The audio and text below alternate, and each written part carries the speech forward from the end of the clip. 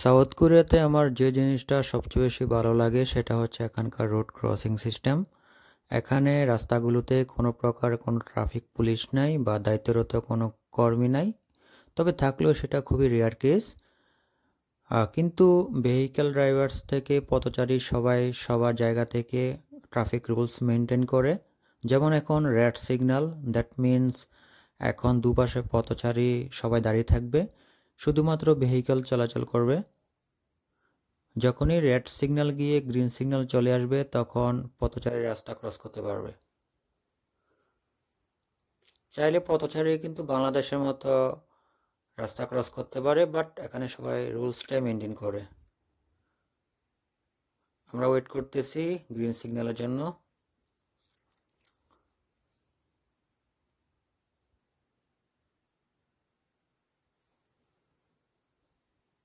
এই তো আমরা আমাদের গ্রিন সিগন্যাল পেয়ে গেছি, এখন আমরা রাস্তা ক্রস করতেছি।